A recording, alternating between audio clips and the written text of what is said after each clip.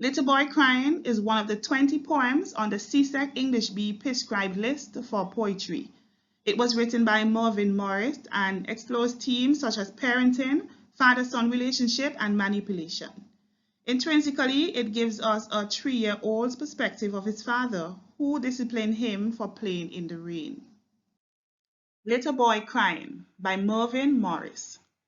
Your mouth contorting in brief spite and hurt, your laughter metamorphed into howls, your frame so recently relaxed, now tight with 3-year-old frustration, your bright eyes swim in tears, splashing your bare feet, you stand there angling for a moment's hint of guilt or sorrow for the quick slap struck. The ogre towers over you, that grim giant, empty of feeling, a colossal cruel soul victim of the tale's conclusion, dead at last. You hate him. You imagine chopping clean the tree he's scrambling down, or plotting deeper pits to trap him in. You cannot understand, not yet, the hurt your easy tears can scald him with, nor guess the wavering hidden behind that mask. This fierce man longs to lift you. Curb your sadness with piggyback or bullfight, anything, but dare not ruin the lessons you should learn. You must not make a plaything of the rain. This is your keen reminder to like, comment, and subscribe if you haven't done so. The speaker in Little Boy Crying can be seen as an observer or the poet himself. In order to explore the conflict and complication in this poem, Morris utilized the second-person point of view. This is because writers are always encouraged to choose a point of view carefully in order to fit their purpose and audience. The use of second-person point of view appeals to the readers or the audience emotions, which allows us to feel excited, regret, frustrated, anger, and confusion, for example, whenever we read something. Second-person pronouns such as you, your, yours, and yourselves are often employed to refer to the persons involved in the story. The second-person point of view is also an observation platform which encourages reader reflection. This allows readers to ask questions such as what is really going on and what do I think or how do I feel about this particular issue. So you will find that the reader's experience is more intimate and less detached with the second-person point of view. Note that the reader in Little Boy Crying addresses the little boy about his father.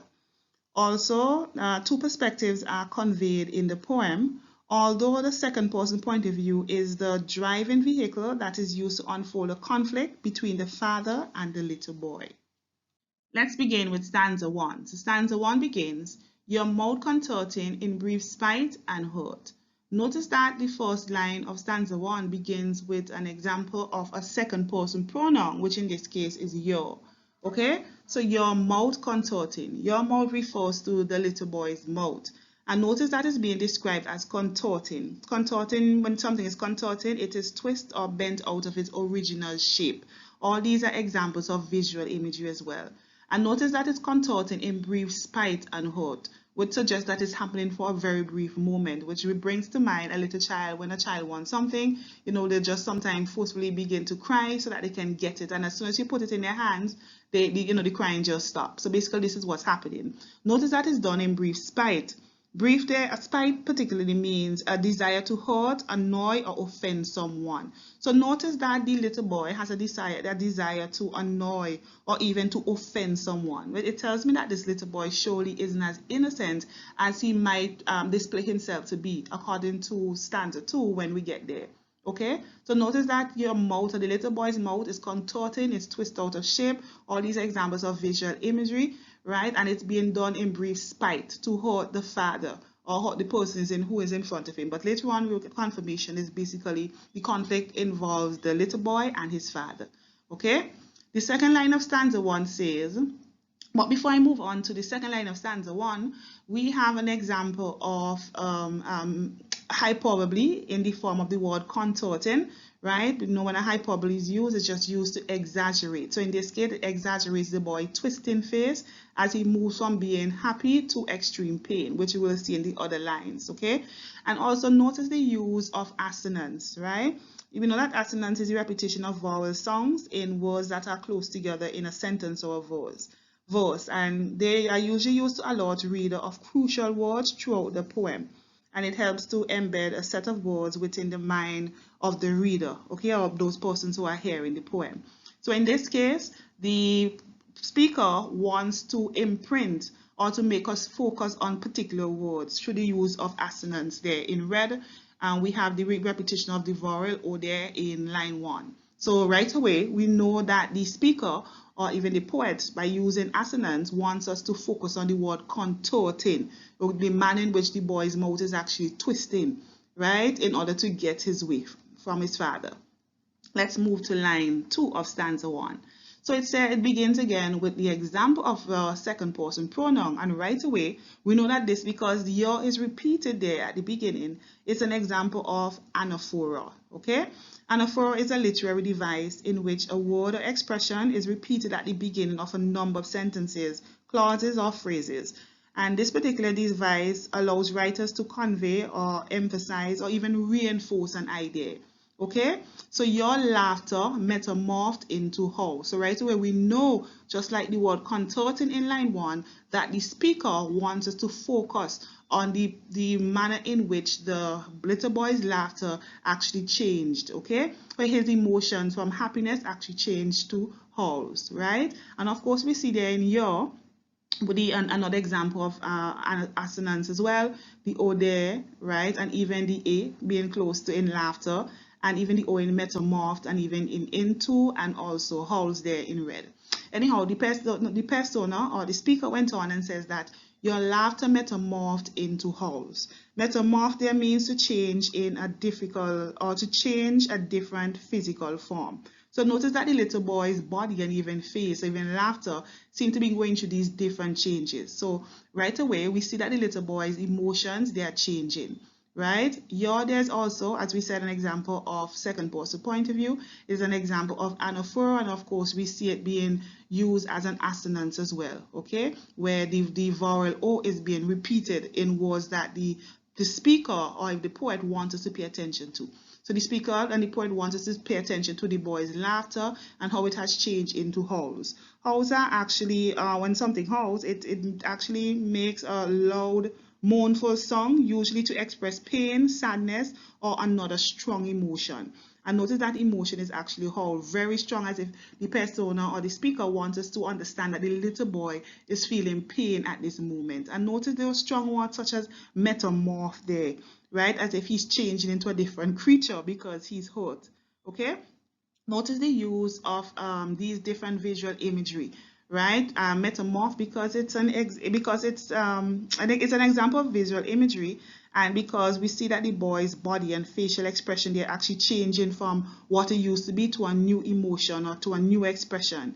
We can all visualize this because it appeals to our sense of hearing, and also it's an example of hyperbole because it's basically exaggerating to the reader so that we can really visualize what is really happening here with the little boy as well. Okay, notice that he's even using the word howls with howls, which is also an example of auditory imagery because it appeals to our sense of hearing.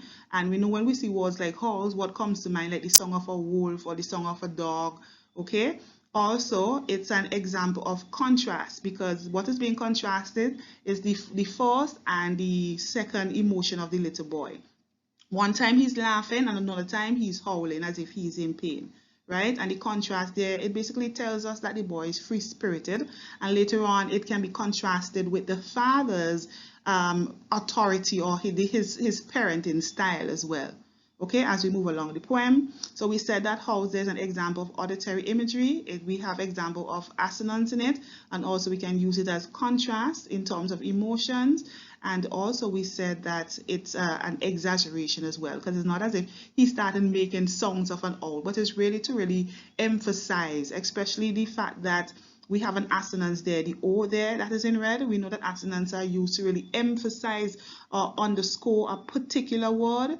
It is basically to show how the boy actually cried out in pain, right? And notice that this was done in spite because he wants to get back at his father. He wants to offend him. He wants to annoy him. He wants to hurt him. Let's move to the third line. We see another example of the second person pronoun, right? Your is used just as the previous two lines. Your frame so recent relaxed and now tight. So we see another example of contrast there. Okay, so we see that once before what happened to him, we later realize that it's a slap. He was once relaxed and now he is now tight. Okay, and of course we see assonance there still at work there in red.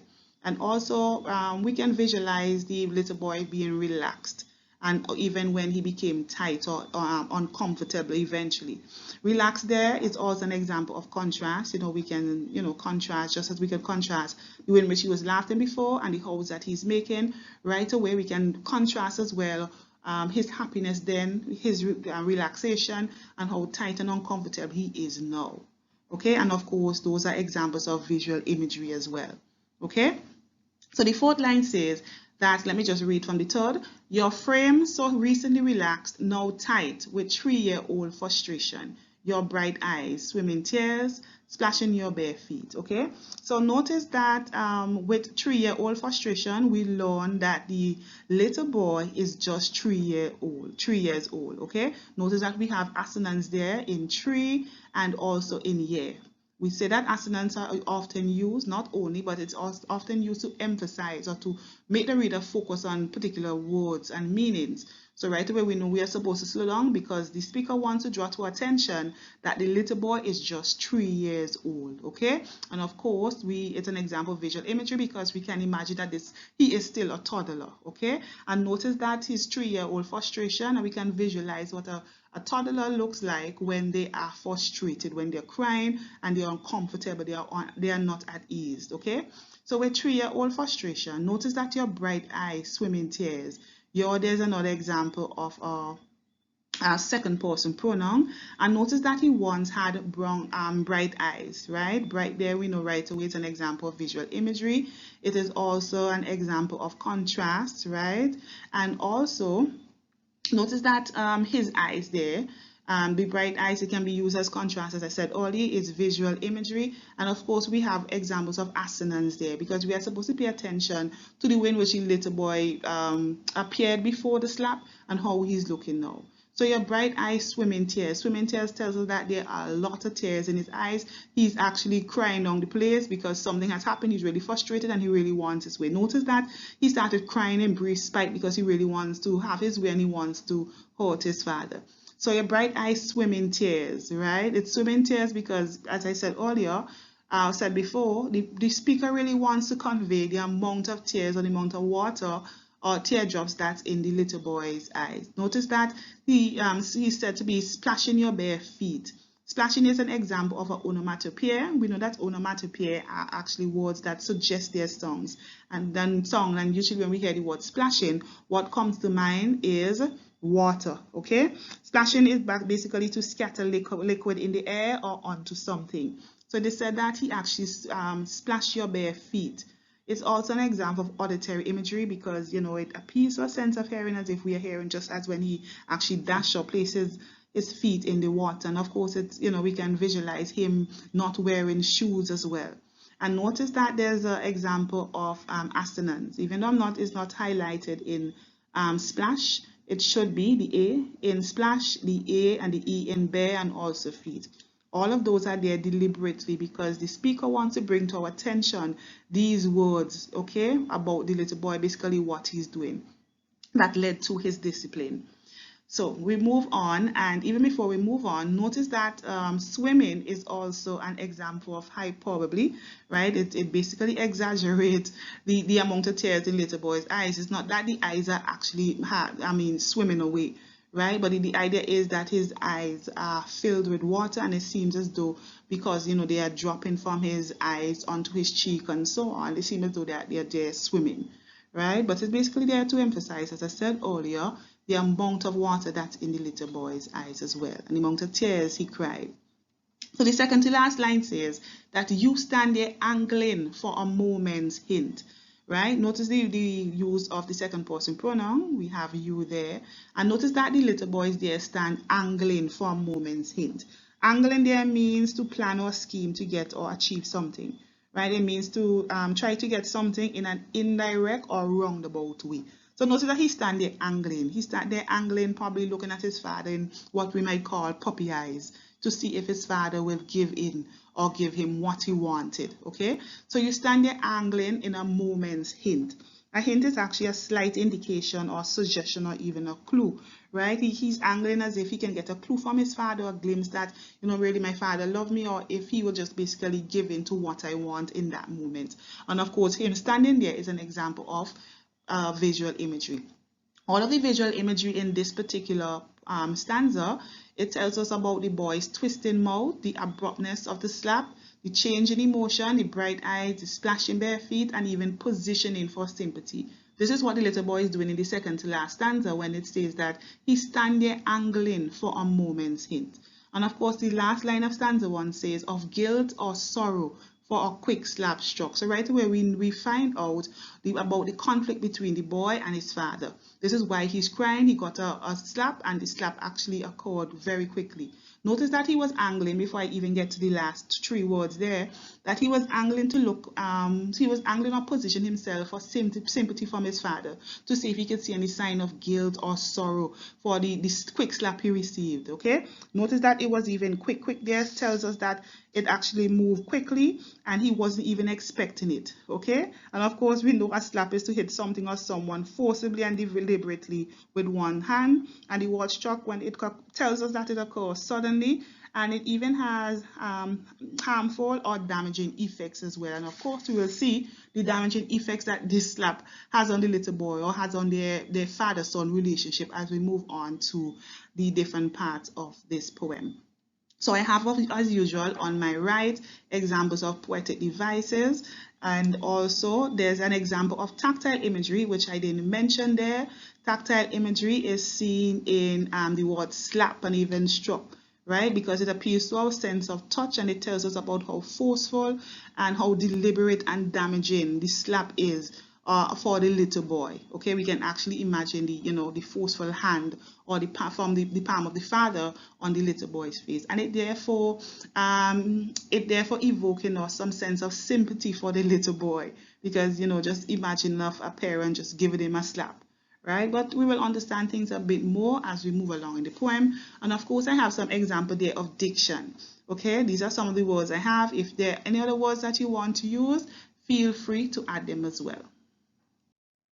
Stanza 2. So stanza 2 begins, the ogre towers over you, that grim giant. Notice the word ogre is used to define or describe the father. Okay, this is the boy's, in this stanza, we get the little boy's perspective of what happened, or his opinion of his father. Right away, we know that an ogre is referred to a hideous giant of fairy tales or folklore that feeds on human beings. They're also deemed as monsters, giants, and trolls, okay? And besides calling the father an ogre, we know that right away it's a metaphor, because he's not saying that you are behaving like an ogre. He's saying the ogre towers over you. He's saying that the father is an ogre. He's a hideous giant, okay? He's a monster, he's a giant, he's a troll. The ogre towers over you, that grim giant. Notice that the word towers is used. A tower is literally a tall, narrow structure or building, okay? But it also means to be much taller than someone or something else. So it tells us that the father is taller than the little boy. So notice that he towers over you, right? This here is an example of visual imagery, because it highlights the father's authority over the boy, and also, and by this I'm saying the ogre towers over you, the fact that he refers to his father as an ogre is actually the boy's unflattering description of his father, as well as his vision of his father, the minds, which we will see later on in the poem. So the ogre towers over you. It tells us that the father stands tall over the boy, right, which is a representation of the father's authority. And also we see the use of the word you, which is an example of a second person pronoun, right? And notice that the father describes his father as a grim giant.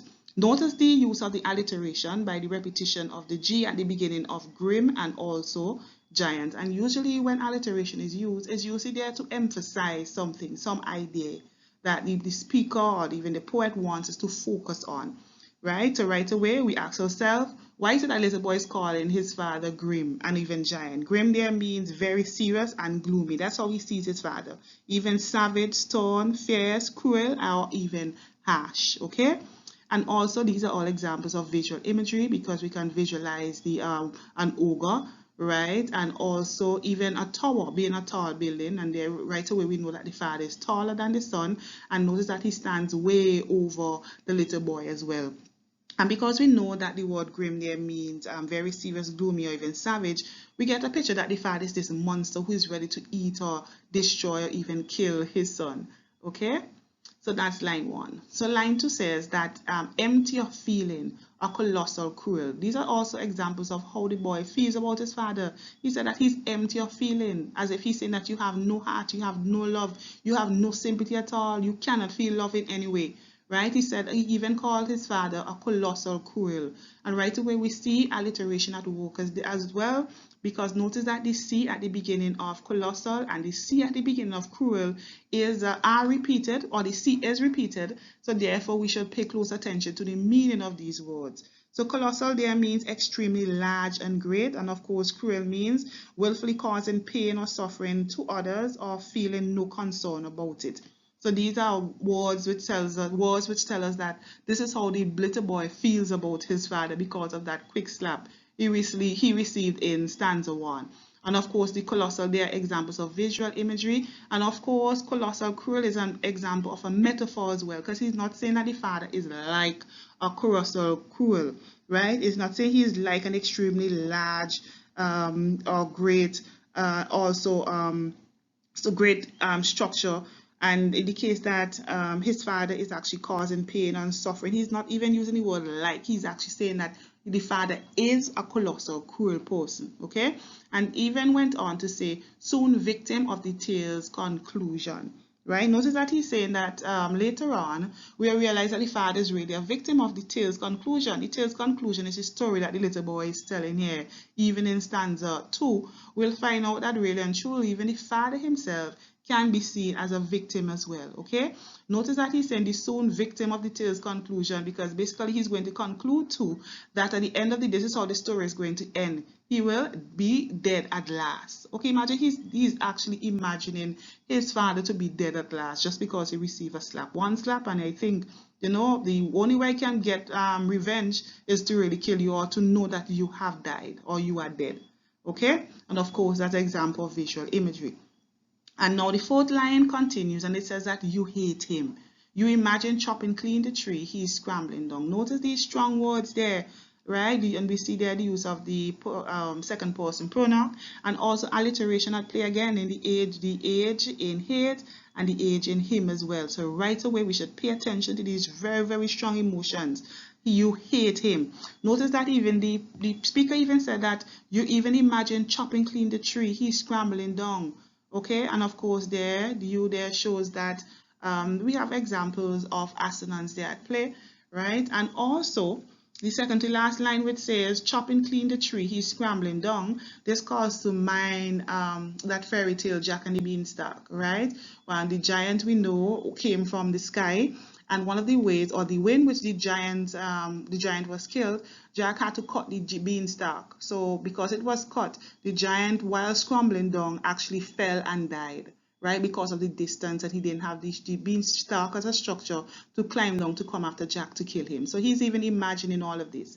The fact that he even uses the word ogre to describe the father, and even to use words like towers and grim giants and so on. And even the word tales calls to mind of those fairy tale story. It tells us that he is very young. He doesn't have a lot to compare with to describe the father if we talk about his issue. So he tends to use things that he is familiar with, things from, like, you know, what he would have heard from storybooks, right, to describe his father. Which tells us that really and truly is a case that this is a misunderstanding to some extent, you know, because, I mean, for a child's outlook in life, it's so innocent sometimes and so immature, which is what we are seeing here. Because in the child's mind right away, you hit me and I think you're deserving death at this point, okay? So through the use of an allusion, which is an indirect reference of something that happened in the past, it could be a story, it could be a music, it can be art. But in this case, the allusion is the fairy tale Jack and the Beanstalk. We know that Jack had to actually chop the tree from the chunk, right, so that the giant cannot be able to, giant wasn't able to climb down and come at him. Instead, the giant actually fell and died on earth. Okay, he fell from the sky because, you know, there was no sort of sturdy structure for it to climb down safely. And right away we know that the boy certainly had a similar fate, or he heard of the giant's fate in the fairy tale Jack and the Beanstalk, and he now wishes this for his father. And of course, this is an example of visual imagery if you're familiar with the story, because you can all visualize it all happening again. I can see the story just as I read it many years ago when I was a child. Okay. And of course, we see the use of alliteration there with chopping clean, right? Right away, we know that the author, not the author, the poet, and even the speaker wants us to pay attention to words such as chopping clean, okay? And also, it says that chopping clean the tree, he's scrambling down. Just as the giant was actually scrambling down in Jack and the Beanstalk, he also visualized this for his father as well. Okay, so all these are examples of, we have an example of alliteration to the repetition of the C in chopping and clean, and also through the use of allusion. That's what transpired in the Jack and the Beanstalk story. It helps us to understand what the little boy is trying to convey here, right? He's trying to convey his anger, his frustration, and his supposing hatred for his father, right? And of course, we have examples of symbolism as well via the word tree.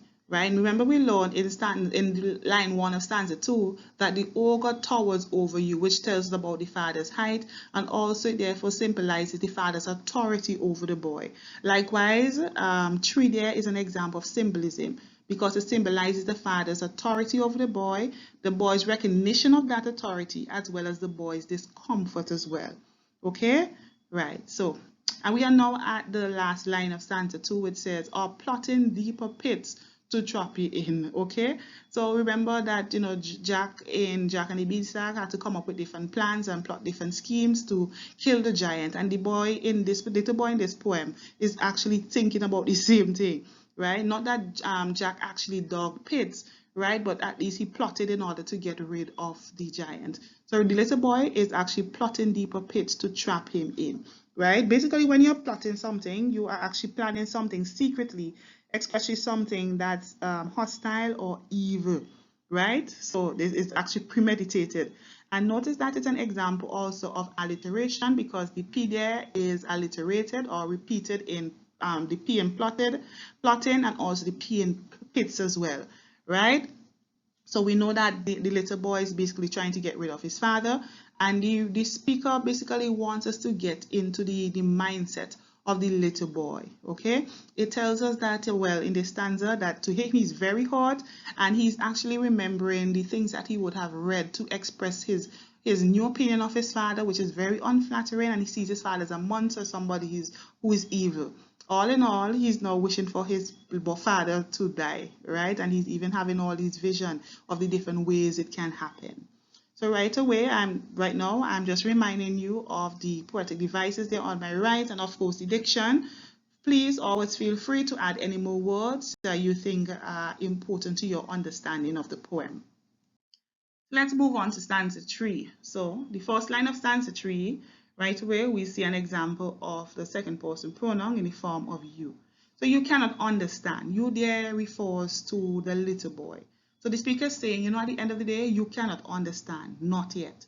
Notice that not yet is enclosed in commas, and these commas are called parenthetical commas.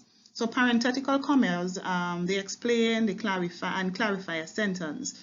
They need to always be set off by commas, and they add extra information to a sentence without altering its basic meaning. Okay, so in this case, the extra information that's being added is not yet. So not yet there suggests that the speaker has observed, or the speaker knows that the little boy, there's some things that the little boy cannot understand, and means what he's feeling. Okay, and of course the word yet means still, right? Even at the end of the day, you feel like he's an ogre, you feel as if you want to chop clean the tree he's climbing down, you wish him dead, and so on. The speaker is saying, still you cannot understand, not yet, you are still too young. Okay, so you cannot understand, not yet. You're still young, you're still immature. There's some lot of things in life you are yet to learn. The hurt your easy tears can scar him with. Okay, notice that the speaker is saying that the father is hurt just by looking at his son crying. Even though he's responsible for his son's hurt, it affects him as well. So the hurt your easy tears can scald him with. Of course, there's an example of the second person point of view, and we said that the second person point of view actually makes you focus on what is being said. It's less detached and it's a bit more intimate. It allows the reader to actually sit in and pay attention to the characters affected in a story. Okay, so right away we are learning that the father too feels hurt.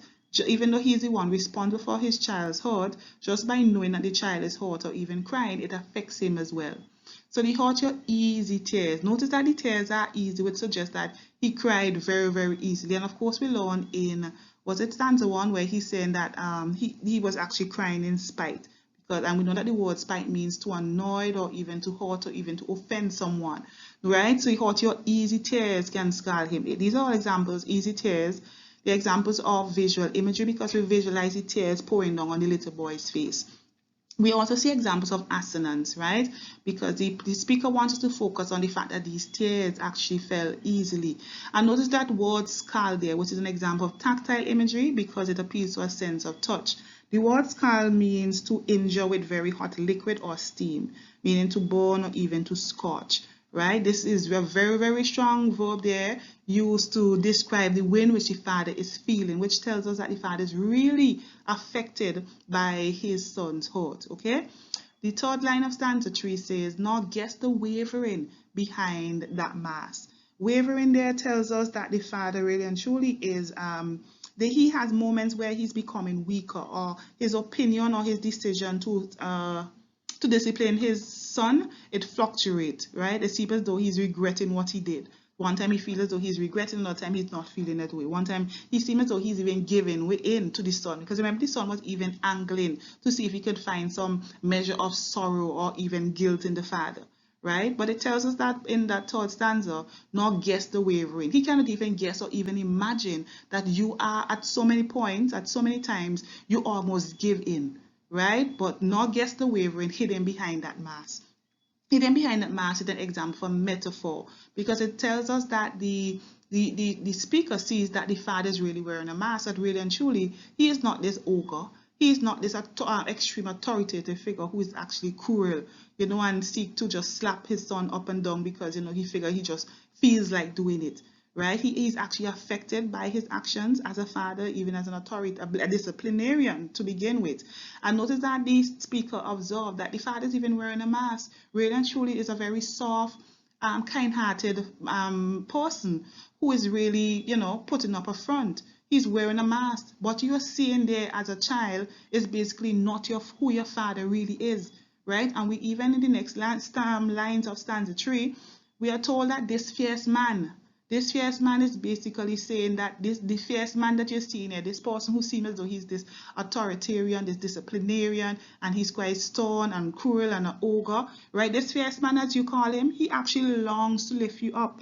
The word long there means is actually to have a strong craving or desire for someone or something. So notice that he has a longing and a desire to lift you up, to hug you, to actually help you to stop crying or even to calm your pain. He's actually longing to do these things. In fact, the speaker went on and he says that the father even wishes to curb your sadness. The word curb there means to control the growth or expression of something. He basically wants to put an end to your sadness. Right? And of course, we can visualize also the father lifting up the son and even, telling him, I love you. He's doing different things to curb his sadness. We can visualize it, not that the father did it. Okay, and of course we are seeing more examples of the second person point of view in the form of you and also your. However, the second to last line of stanza 3 says that notice how he wants to actually comfort his son. He wishes that he can give him even a piggyback or even a bullfight. A piggyback is actually to ride on someone's back and shoulder, right? As we see children usually do when they're playing donkey or horsey or so on. He wishes to do these things in the moment that he's teaching this lesson. He wishes that he can do this in the moment that his son is even crying, right? So he even wishes to play bullfight with him, right? Anything tells us, and it refers to something no matter what. and is often used to emphasize and indicate range. So in this case, he wishes that he can do any single thing to cause his son to stop feeling sad, to no longer feel sad, or to even end his hurt, his sadness, his frustration, and so on. He wishes that he can do anything in this moment. However, it is said that in the last line of stanza 3, but the father dare not to ruin the lesson you must learn. Right? Notice that the word ruin is used. When something is ruined, it is damaged. Something that is ruined is damaged, such as a building in an irreparable way. So he knows that at the end of the day, you know what, I did what I did, I slapped you, but there's an important lesson that I want you to learn. And while you are learning, while I'm teaching it, it's very important for me to step back and allow you to really sit in your feelings, okay? I cannot disturb this particular moment here. I know you're angry, I know you see me as a monster in this moment, but the both of us need to be where we are. You need to stand there crying, angry, looking for some sort of pity and so on for me, but I have to restrain myself. I cannot go and give in and hug you and so on, because at the end of the day, when I try to discipline you in the future, the lesson will not be futile. Okay, you will think that I'm not serious, and you might even go and do the very same thing I'm asking you not to do. So the father believes that he cannot ruin this lesson, that because this lesson is very, very, very important as well. Okay, so of course this we can also use the poetic device of irony there. So the irony is seen that the father is not as heartless, as that's what we are seeing here. The father is not as a heartless monster as the boy believes, because the opposite of what is expected happened. After seeing that the father would have slapped the son, and the son describing the father as an ogre and a colossal, cruel, and a grim giant, we are seeing here in this stanza that really and truly he's basically a mess, an emotional mess, and he's basically putting up a front. What we're seeing is basically a mask. There's so many times he's fluctuating, and he feels and desires to just give in and hug his son and even apologize to him. Okay, so that's an example of irony. And of course, we have diction there. Remember, if you're using diction as a poetic device for CXC or answering a question on diction, you must identify the device, diction. You choose a word from the poem, you give a definition, and you comment and discuss how this word aided your understanding of the poem. And of course, feel free to add any other words you deem important as well. So we are now at stanza 1, the last stanza in this poem. It is actually in the form of one line, and it says, you must not make a plitting of the rain. One line, right? So right away we learn that this is the reason why the boy was slapped, right? A plitting is actually a toy, a thing to play with, or an object used for pleasure or enjoyment, okay? So, and also it tells us too that it can be seen as the speaker repeating the lesson that the father wanted to teach the son, and also can be seen as the father reiterated this moment that this is why you were slapped. You must not make a plitting of the rain. Okay, and of course we see assonance there at play in the A in play, and also even the A in rain, which tells us that we're supposed to pay close attention to these words. Even if we examine the word rain there, rain can be seen as the literal rain, water drops that come from clouds, right? And also it can be seen as the literal, well, I said the literal rain, but it can also be seen as the tears from the little boy's eyes, right? He actually cried a rain of water just because he was slapped, or even just because, not just because if I say just because, it seems as though I'm playing down the idea, or I'm agreeing with the fact that a slap is an appropriate way or means of disciplining a child, right? But it tells us too, I'm always and ever so remembering line 1 of stanza 1, where the speaker shared that he was actually crying and contorting his face and so on out of spite, right? And of course it tells us that it calls to mind that it alludes to what transpired there, right? And of course rain can be that lesson that you should not cry just because. Okay, so we have come to the end of this particular poem. Of course we have some diction there below. Feel free to add anything else you think aid your understanding of the poem. Here's a summary of the poem, Little Boy Crying. The speaker describes the little boy's reactions, emotions, and lack of control as a result of being slapped by his father. The boy's reaction changes from laughter to crying and from relaxed to tight. As a result, the little boy sees his father as a monster and imagines different ways to unalive his father. The speaker then shares the father's perspective, indicating that the slap was given in love in order to teach the little boy an important lesson. However, the father is tempted to comfort and embrace the boy while the lesson is being taught, but restrains himself. The lesson involves not playing in the rain. Here are some themes in the poem, conflicts and complications. We see that there's a conflict and even complication occurring between a father and his son. The conflict being the father slapping his son because he wanted him to learn a lesson, and that lesson literally means to not make a plitting from playing in the rain, right? Literally. And also you mustn't cry just because you want something. And the complication there exists where we see that there are two perspectives at play. The boy sees his father as an ogre, a monster, a colossal, cruel, a grim giant, and all these other things, to the extent that he wished that he died, right? And of course, the other part of that complication is seeing that in the father, knowing that parenting is a very serious thing. There's some things that I have to do as a parent that are very hard, but I need to do them nevertheless. And hopefully when they get older, they will see that really and truly this was necessary. Right? And of course, people and desire, we see the desire of the little boy to kill his father, to actually unalive him because he was slapped. And of course, we even see the desire of the father to, even hug the boy, even in the moment, in the teaching and learning moment, even to curb his sadness, right? But he realized then that he had a stronger desire for his son to learn. He had a desire to not ruin that lesson, okay? To allow the pain to actually linger so that that lesson can solidify. Of course, it's an example of childhood experience because, of course, it's a little boy who is just 3 years old, and I'm certain that this is something that he might even remember throughout his lifetime, okay? And also, as I said earlier, there are examples of parenting as well. This is a very crucial part of a child's life.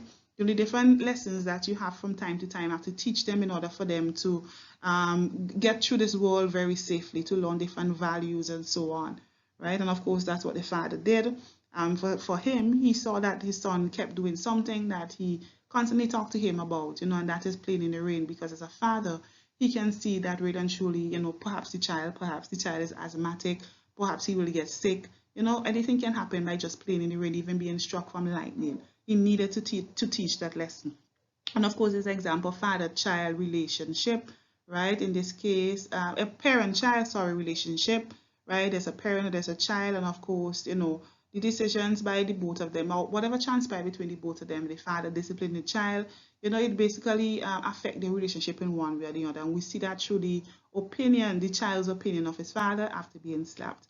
And of course, childhood innocence is even seen with a little boy using all these fairy tales, examples and words and images to tell us about what he wants to do to his father, right? And even the way in which he talk about his father, it tells us really and truly that he's immature. He doesn't see life the way in which the father is seeing it, and that's why he continues to play in the rain, even though he would have the father might have told him that you must not make a plaything of it. Right, really and truly, he's innocent about a lot of things. That's why he just figured that one slap means that I am going to chop clean the tree my father climbed down. I'm going to try dig up a pit to bury him in and so on. Right, all these different things that he saw in a book, he just thinks it's just that easy at the tender age of 3. Okay, and of course, the father-son relationship, this conflict is between a father and a son. And of course, there's an example of manipulation there on the part of the little boy who is just 13 years old. It is said in the first line of stanza 1 that, his face actually contorted in brief spite. Spite there suggests that, he was doing it to anger, to annoy and even offend his father, right? So that he can get what he wanted. So these are just some of the themes. Feel free to add any more as long as you can find textual evidence, and you should be okay. So there are about 7 to 8 tones here.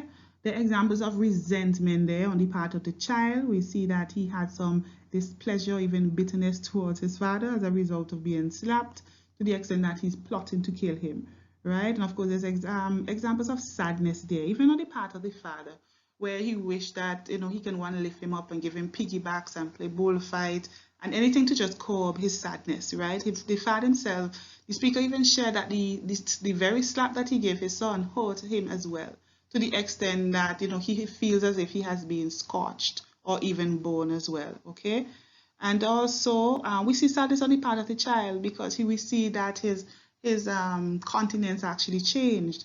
You know, at one point he was relaxed, and another time he was actually he was relaxed, and another time he was tight. One time he was laughing, another time he's there making howl songs and so on, which tells us that really and truly that, you know, the little boy felt sad or felt hurt as a result of being slapped. There's the example of frustration, you know, he basically didn't even know what to do, what his emotions, that he just started to go through the feelings, right? Where he's one time it seems as though he's howling, you know, he's saying all these different things that comes to mind, these different things that come to mind, things that he would have seen or heard from a fairy tale. You know, he's basically trying to deal with his emotions and he's not even in control of them, that he's just spitting out all these things that he wish he can do to his father. There's example of regret there, even from the father, when the speaker shared that even having slapped the boy, he wishes that he can go over and hug him, you know, and to curb his sadness and to play piggybacks and so on. He regretted doing it, but the father recognized that, you know, I cannot ruin this lesson. A lot is at stake at this point. I must step back regardless of how I'm looking at this point. I must put up a front, this so-called mask, so that I can teach my son this important life lesson. And of course, there's confusion on the part of the little boy, you know, because he cannot understand, I mean, why he was slapped. It seems as though he doesn't even see anything wrong with playing in the rain at this point. You know, to him, playing in the rain doesn't equal a slap. And of course, the tone of some examples of a resolution, or the father being resolute in his decision that at the end of the day, I want to end his sadness. I want to end his frustration, his resentment, right? His anger, his confusion. I want to put all of this. But at the end of the day, the lesson that needs to be learned in this moment is more important. And regardless of how I'm feeling, regardless of his opinion of me as an ogre, a colossal, cruel, a grim giant, all these things that he's wishing for me, or he thinks that I am going to just stand my ground. Later on or further along, he will understand why I had to do what I did. So these are the two prominent moods in the poem. Feel free to add any more. There was a feeling of sadness for the little boy, and even sadness generally, that the misunderstanding between the father and the son. You know, the fact that it would have been easy if the father could have come out and said, you know, my son, this is why I had to do these things, and, you know, hug him and so on. But at the end of the day, I realized that this is an important lesson. This is a part of life. So, and even it's really sad that the little boy had to really experience what he did with no sense of comfort, right? And I always believe that where discipline is concerned, that it must be accompanied by discussions about what the child did wrong, what he shouldn't do. And I get the impression that the father would have spoken to the son about making the rain a plaything as well, right? But basically the conflict between the father and the son, you know, is really sad. It's really sad that even as a parent that you have to make these harsh or these hard decisions to do things that your child will hate you. You know, it is something that all parents go through at some point, whether when they become a teenager or young adult or whatever. It is usually when they get older, they look back and realize really and truly mommy or daddy, you know, they were really correct, right? And of course, there's compassion for, you know, the little boy, and there's compassion for the father as well as a parent, right? Even for the both of them, this particular situation, you know, and it tells me about the strength of misunderstanding when you have different perspective, and then there's no way to really showcase, you know, both sides. But with the use of the second person point of view, the speaker was able to show us the opinion of the boy and of course the opinion of the father, and we therefore understand that really and truly, you know, they were both correct in what they did, right? I'm not saying that the slap was an appropriate method for discipline, but it basically, it seems as though hopefully, you know, the lesson was really learned, and hopefully the playing of or making the rain a plaything was the last time the boy did it. Okay, so these were some of the moods I experienced while studying the poem. Feel free to add any more. Thank you for listening. Please check out my other videos, which should be on the screen any minute now.